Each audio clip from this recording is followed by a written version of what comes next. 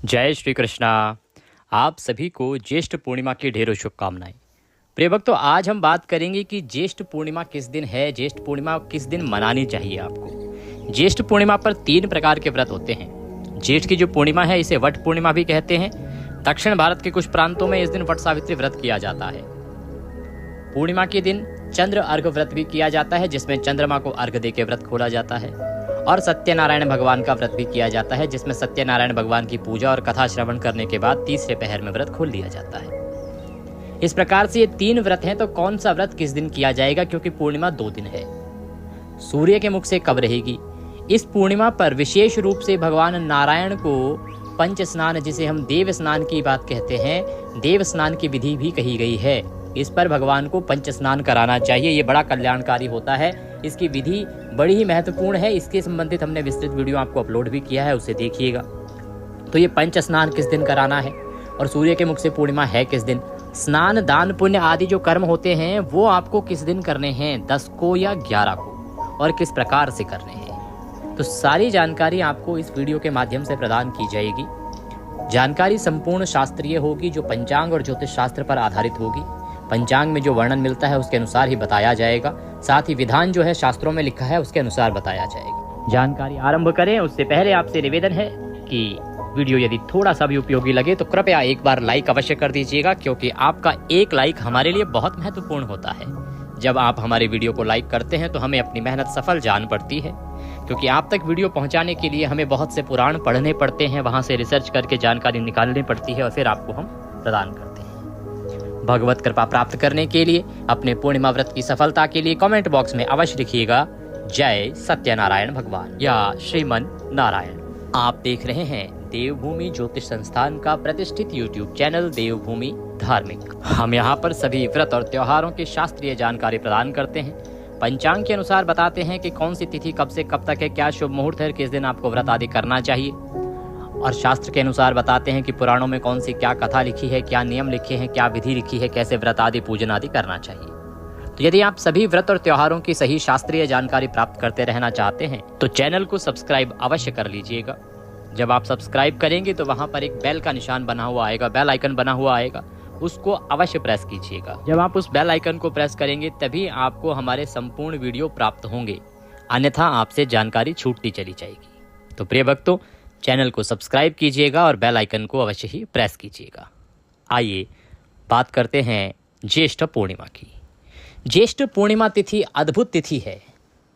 इस तिथि पर दान पुण्य पंच स्नान इतना अधिक फलदायी है कि ईश्वर कहते हैं यदि इस तिथि पर ये कर्म कर लिए जाएं तो सहस्त्रों ब्राह्मणों की हत्या का दोष भी आपके सर से धुल जाता है। सहस्त्रों ब्राह्मणों की हत्या का पाप भी आपके सर से धुल जाता है। इतनी अद्भुत महिमा है साहब इस पूर्णिमा की।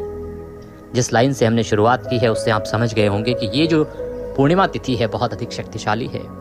बार बार ये अवसर नहीं आता है।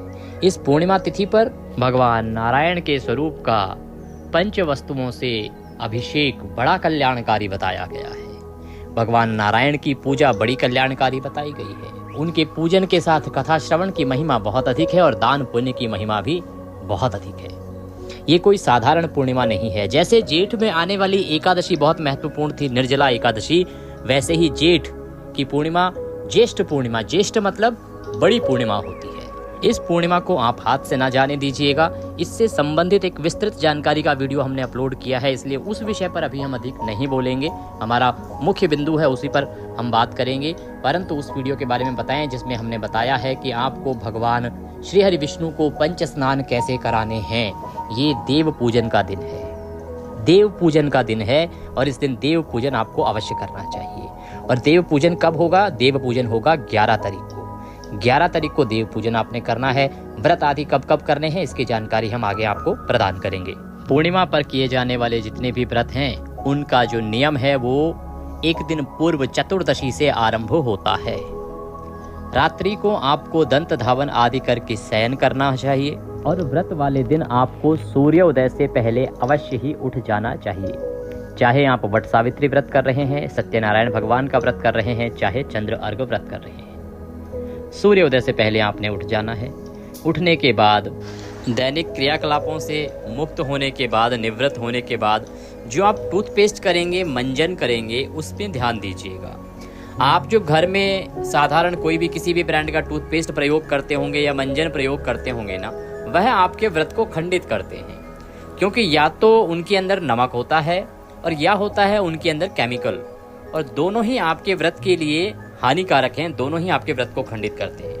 तो ये ध्यान दीजिएगा कि अगर आप व्रत कर रहे हैं तो या तो आप उनका प्रयोग ना करें, उनके स्थान पर यदि आपके पास कोई व्रत वाला मंजन है तो वो प्रयोग कीजिएगा, क्योंकि ये जो टूथपेस्ट या जो मंजन है बाजार में, वो सभी आपके व्रत के अनुकूल नहीं है। अगर आपको ज्ञात ना हो कि कौन सा मंजन या टूथपेस्ट आता है तो कमेंट बॉक्स में लिख के पूछ लीजिएगा। हमने यहाँ भी टैग किया है, उसमें भी आप देख सकते हैं कि कौन सा मंजन है जो व्रत के लिए आता है। हम बहुत लंबे समय से इसका प्रयोग कर रहे हैं और हमें उपयुक्त लगा कि आपको भी हम इसके बारे में बता दें, जिससे कि आप भी इसका लाभ ले पाएँ। क्योंकि टूथपेस्ट और मंजन जो है उसके बिना किए बिना भी रह नहीं सकते, क्योंकि मुख जो है वो साफ़ नहीं होता है, दांत साफ़ नहीं होते हैं, और अगर करते हैं तो व्रत खंडित होता है। इसीलिए आप यह व्रत वाला मंजन ले लीजिएगा। इस दिन जो स्नान की महिमा है ना, वो बहुत अधिक है। ज्येष्ठ मास की पूर्णिमा पर आपको पवित्र गंगा स्नान करना चाहिए। अब क्योंकि सबके लिए संभव नहीं है कि पवित्र गंगा स्नान के लिए जा सके, तो आप घर पर ही पवित्र गंगा स्नान कर सकते हैं या त्रिवेणी जल स्नान कर सकते हैं। दोनों ही बड़े उत्तम फलदायी हैं और दोनों ही आप अगर करते हैं तो इस पूर्णिमा पर आपका पुण्य को कई गुना अधिक बढ़ा सकते हैं। जो आप स्नान करेंगे, स्नान के लिए जब आप जल भरेंगे, जो भी पात्र है आपका जल भरने का, उसको अच्छे से धो लीजिएगा। फिर उसमें या तो पहले गंगा जल भरिएगा या त्रिवेणी का जल भरिएगा। उसके बाद आप हर हर गंगे या हर हर त्रिवेणी बोलते हुए स्नान कीजिएगा, उत्तर दिशा की ओर मुख करके। ये स्नान आपके लिए इस ज्येष्ठ पूर्णिमा पर कल्याणकारी रहेगा। स्नान आदि करने के बाद स्वच्छ वस्त्र धारण कीजिएगा। स्वच्छ वस्त्र धारण करके आपने भगवान सत्यनारायण का पूजन करना है, आपने पितरों के निमित्त कर्म करना है, इसका आप विशेष ध्यान रखिएगा। और ये जो पूर्णिमा तिथि है ना, ये पूर्णिमा तिथि देव स्नान तिथि भी है, देव स्नान पूर्णिमा भी है। इस पर भगवान श्री हरि विष्णु को पंच स्नान कराने का विधान कहा गया है। इससे संबंधित वीडियो हमने आपके लिए अपलोड किया है, उसको अवश्य देख लीजिएगा कि पंच स्नान भगवान को कैसे कराने हैं। इस पूर्णिमा पर जो कोई भगवान को पंच स्नान कराता है उसका पुण्य कुछ इस प्रकार से कहा गया है कि ऐसा व्यक्ति यदि 1000 ब्रह्म हत्या भी कर चुका हो तो वह उन पापों से भी मुक्त हो जाता है यदि वह ज्येष्ठ अमावस्या के दिन भगवान श्री हरि को पंच स्नान कराता है। इतनी अद्भुत महिमा है साहब। 1000 ब्रह्म हत्या इसलिए कही गई है क्योंकि वेदों के अनुसार, पुराणों के अनुसार सबसे बड़ा पाप है एक योग्य ब्राह्मण की हत्या करना। योग्य अर्थात जो वेद पाठी ब्राह्मण है, कर्म कांड करता है, भगवान की भक्ति करता है, ऐसे किसी भी ब्राह्मण की हत्या करना इस पृथ्वी पर सबसे बड़ा पाप कहा गया है। अगर इस प्रकार के 1000 ब्राह्मणों की भी जाने अनजाने में कोई हत्या कर दे तो वो पाप भी धुल जाते हैं इस दिन भगवान श्री हरि विष्णु को स्नान कराने से। पंच स्नान कराने हैं, वो कौन कौन से 5 स्नान हैं जो कराने हैं, कैसे कराने हैं, उसकी विधि आप उसमें देख लीजिएगा वीडियो में। अगर वीडियो प्राप्त ना हुआ हो तो कमेंट बॉक्स में लिख के पूछ लीजिएगा, हम आपको उसका लिंक प्रदान कर देंगे। तो आइए पूजन आरंभ करेंगे। आप सत्यनारायण भगवान का व्रत कर रहे हैं या चंद्र अर्घ व्रत कर रहे हैं, पूजन आरंभ करते हैं और पूजन करते हुए फिर आगे बढ़ेंगे हम व्रत की ओर, विधि की ओर, नियमों की ओर। पूजन करने के लिए आपको क्या क्या सामग्री चाहिए वह एक बार नोट कर लीजिए, जिससे कि आप एकत्र कर सकें। आपके पास होने चाहिए भगवान सत्यनारायण की तस्वीर या प्रतिमा, इसके अतिरिक्त एक चौकी जिस पर आप विराजमान करेंगे, उस पर बिछाने के लिए पीला वस्त्र, रौली, मौली, पान, सुपारी, लौंग, इलायची, धूप, दीप, नैवेद्य, अक्षत, भगवान को अर्पित करने के लिए जनेऊ, पुष्प, पुष्पों की माला, इत्र और पंचामृत बनाने के लिए कच्चा दूध, दही, घी, शहद और शक्कर। ये वो वस्तुएं हैं जो आपके पास होनी चाहिए पूजन करने के लिए। ये सारी सामग्री एकत्र कीजिए। एक तांबे का लोटा लीजिए, अच्छे से मांज लीजिए। पहले उसमें गंगा जल भरिए या त्रिवेणी का जल है तो वह भरिए और फिर उसमें शुद्ध जल भर लीजिए। आसन लगा के उत्तर दिशा की ओर मुख करके बैठ जाइए। सबसे पहले हम स्थान का और सामग्री का शुद्धिकरण करेंगे, पवित्रीकरण करेंगे, जिससे कि वह सारी सामग्री और स्थान पवित्र हो जाए, भगवान की पूजा के योग्य हो जाए, उनको चढ़ाने के योग्य हो जाए। एक फूल लीजिएगा, लोटे में जो जल भरा है ना, उस जल में फूल को डुबोइएगा और उस जल के छींटे दीजिएगा सभी सामग्री पर और उस स्थान पर जहाँ पर आपने पूजन करना है। ओम पवित्र हो अपवित्रवांग सर्वांग वस्तांगतोपि वाम यह स्मरेत पुंडरीकाक्षम सभायंतरः शुचिः हो। इस प्रकार से आपने जल छींटे मार के उस स्थान का पवित्रीकरण किया है, सामग्री का शुद्धिकरण किया है। सामग्री को शुद्ध करने के बाद अब भगवान की स्थापना करेंगे। तो चौकी लगाइए, पीला वस्त्र है तो पीला वस्त्र चौकी पर बिछाइए, हाथ में पुष्प लीजिए, भगवान को निवेदन कीजिए कि हे प्रभु, ये पुष्प हम आपको आसन के रूप में अर्पित कर रहे हैं, इसे आसन रूप में स्वीकार करें और यहाँ पर विराजमान हों, जिससे कि हम आपका पूजन कर सकें। निवेदन करते हुए पुष्प अर्पित कीजिए, भगवान की तस्वीर या प्रतिमा जो भी आपके पास है उसको स्थापित कीजिए चौकी पर। उनके सीधे हाथ की ओर आपने घी का दिया रखना है और धूप रखनी है।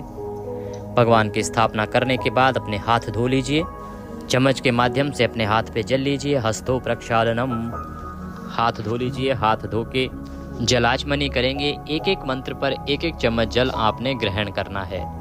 ओम माधवाय नमः जल लीजिए, ग्रहण कीजिए। ओम केशवाय नमः जल लीजिए, ग्रहण कीजिए। ओम नारायणाय नमः जल लीजिए, ग्रहण कीजिए। ओम ऋषिकेशाय नमो नमः। हस्तो प्रक्षालनम, हाथ पे जल लीजिए और हाथ धो लीजिए। इस प्रकार से आपने एक एक चम्मच करके 3 बार जल ग्रहण किया है, इसे जलाचमनी कहते हैं। हाथ धोने के बाद अपने आप को तिलक कीजिए और मौली बांधिए। अब आप पूजन के लिए तैयार हैं। तो सबसे पहले आप व्रत और पूजन का संकल्प करेंगे। संकल्प करने के लिए सीधे हाथ में जल लीजिए, 1 रुपये का सिक्का दक्षिणा के रूप में कम से कम रखिए और 3 बार बोलिए ओम श्री विष्णु, ओम श्री विष्णु, ओम श्री विष्णु।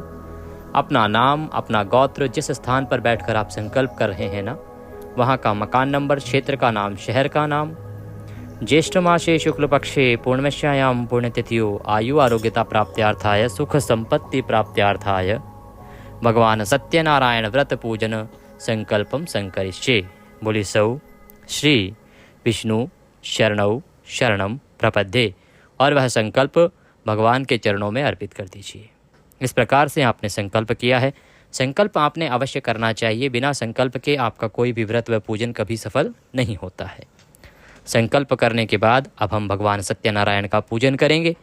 पूजन करने के लिए भगवान के सामने एक पात्र रख दीजिए, एक कटोरी रख दीजिए, जिसमें कि आप पूजन की सामग्री अर्पित करेंगे। इससे क्या होगा कि सामग्री इधर उधर फैलेगी नहीं, पैरों में भी नहीं आएगी। जल आदि अर्पित करेंगे वो भी नहीं आएगा पैरों में। तो आप भगवान के सामने एक कटोरी रख दीजिए, उस कटोरी में पूजन की सामग्री अर्पित कीजिएगा। हाँ, ये पूजन आरंभ करते हैं। भगवान को सबसे पहले पद्य अर्घ्य आचमनी अर्पित किया जाएगा। तो 1-1 चम्मच जल अर्पित करेंगे एक एक मंत्र पर। ओम भूर्भुवः श्री नारायणाय नमः। ज्येष्ठ मासे पूर्णमश्यायाम पुण्यतिथियो सत्यनारायण व्रत पूजन अंतर्गते श्री सत्यनारायण निमित्तार्थाय पद्यम समर्पयामि। पद्य के रूप में 1 चम्मच जल अर्पित कीजिए।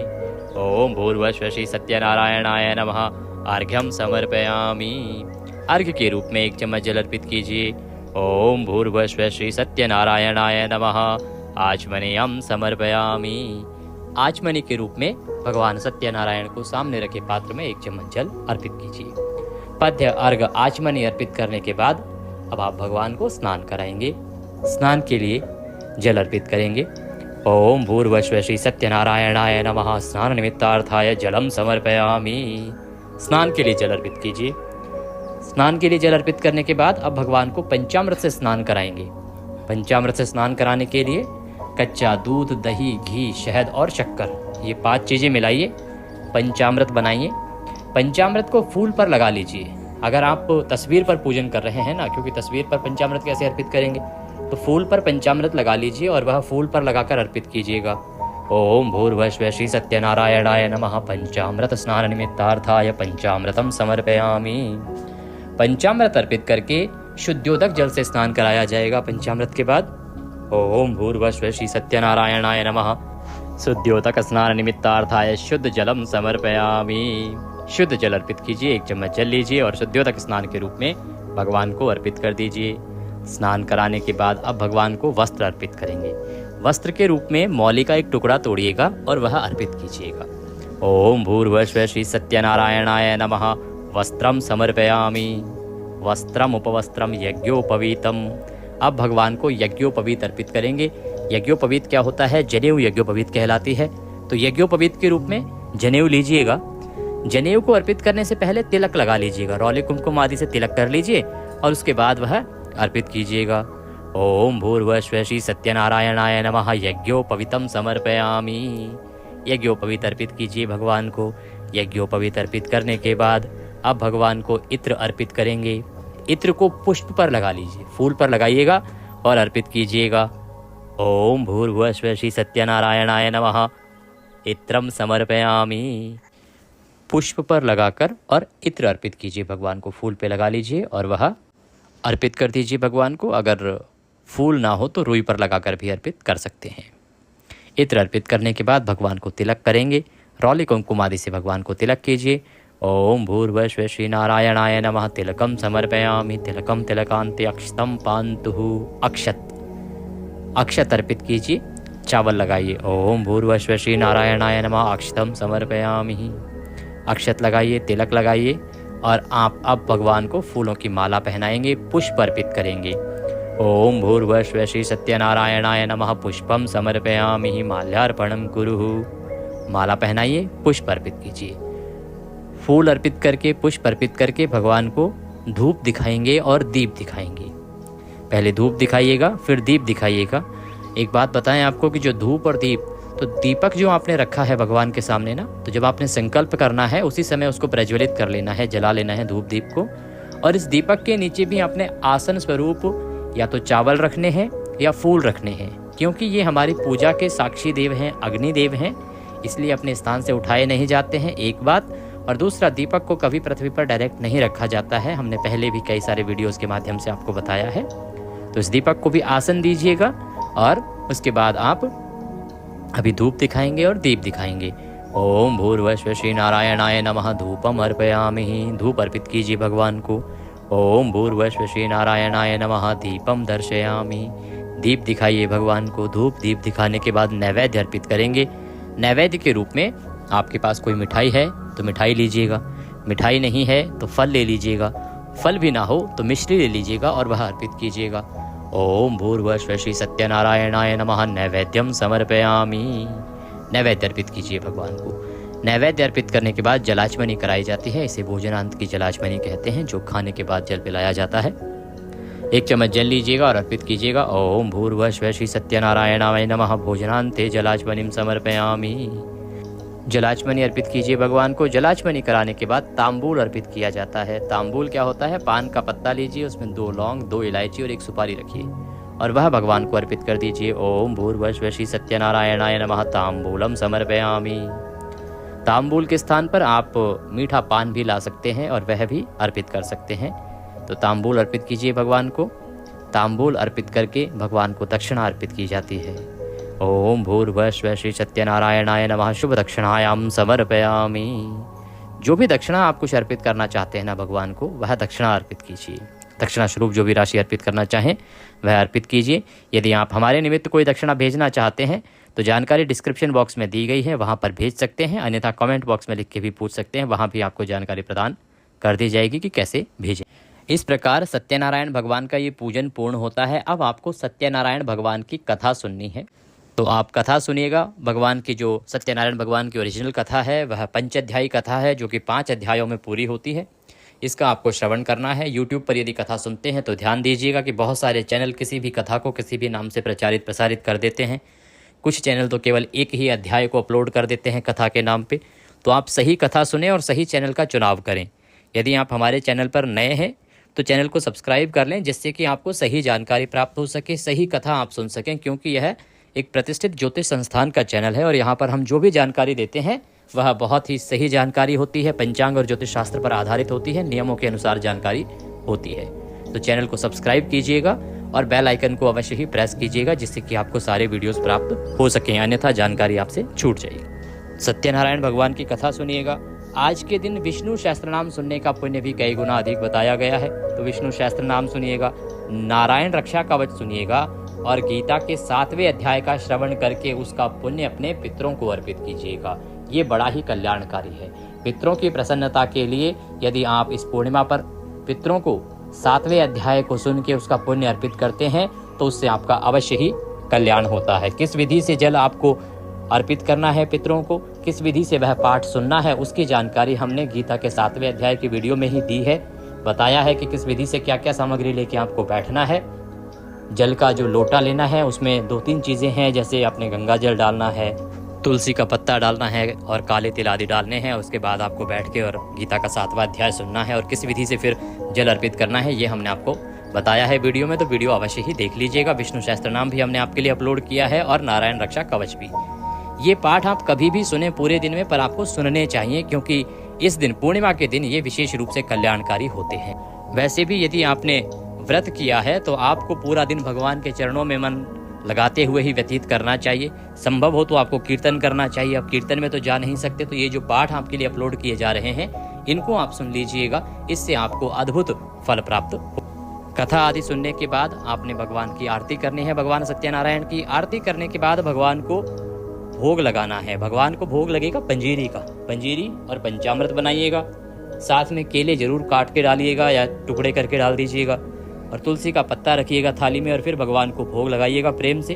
भोग लगाने के बाद जलाचमनी कराइएगा और जो प्रसाद है उसको बाकी प्रसाद में मिला दीजिएगा। इसके बाद आपको ब्राह्मण को भोजन कराना चाहिए। भोजन ना कराएं तो कम से कम दान दक्षिणा आदि अवश्य देना चाहिए। अधिक कुछ ना करें तो फल ले लीजिए, दक्षिणा रख के वह दान दे दीजिए, या आप दूध आदि ले लीजिए, दक्षिणा रख के वह दान दे दीजिए। अन्यथा जो भी दान कर सके वह आपको दान करना चाहिए। अब पूजा में अंत में होती है मंत्र पुष्पांजलि। उसके लिए आप हाथ में पुष्प ले लीजिए। पुष्प लेके और भगवान से निवेदन कीजिए, आवाहनम न जानामि विसर्जनम पूजम चैवम न जानामि क्षम्यताम परमेश्वर।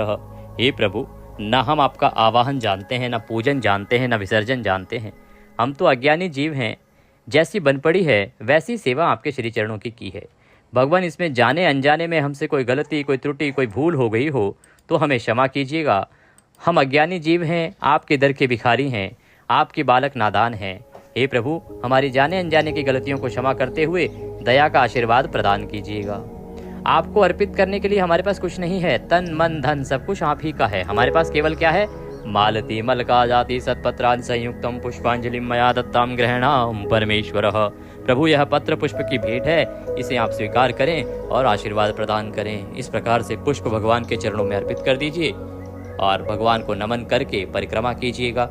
ये है विधि सत्यनारायण व्रत पूजन की। कैसे व्रत करना है, कैसे पूजन करना है, क्या नियम है। इसमें आपको तीसरे पहर में अर्थात सायंकाल को इसमें भोजन कर सकते हैं, ये नियम कहा गया है। अन्न इसमें ग्रहण कर सकते हैं क्योंकि भगवान का भोग ही अन्न से लगता है। बात करते हैं कि पूर्णिमा व्रत कब करना है। तो पूर्णिमा तिथि आरंभ हो रही है 10 तारीख को 11:35 पे, और ये 11 तारीख को समाप्त होगी 1:13 पर। ऐसे में सूर्य के मुख से पूर्णिमा रहेगी उदया तिथिमान के अनुसार 11 तारीख को। तो 11 तारीख को ही स्नान दान पुण्य कर्म होंगे। 11 तारीख को ही पूर्णिमा मनाई जाएगी। 11 को ही सत्यनारायण भगवान का व्रत होगा। परंतु वट सावित्री व्रत जिन स्थानों में किया जाता है वो व्रत होगा 10 तारीख को। दूसरा, जो माताएं बहनें चंद्र अर्घ व्रत करती हैं वो भी व्रत करेंगी 10 तारीख को, क्योंकि चंद्रमा उदय पूर्णिमा में 10 को ही रहेगा। 11 तारीख को तो प्रतिपदा लग जाएगी, इसीलिए चंद्र अर्घ व्रत और वट सावित्री व्रत जो है वो 10 को होंगे। सत्यनारायण भगवान का व्रत स्नान दान पुण्य आदि सभी कर्म पूर्णिमा के 11 तारीख को होंगे। जानकारी थोड़ी भी अच्छी लगी हो तो लाइक अवश्य कीजिएगा। भगवान सब पर कृपा करें। हरे कृष्ण।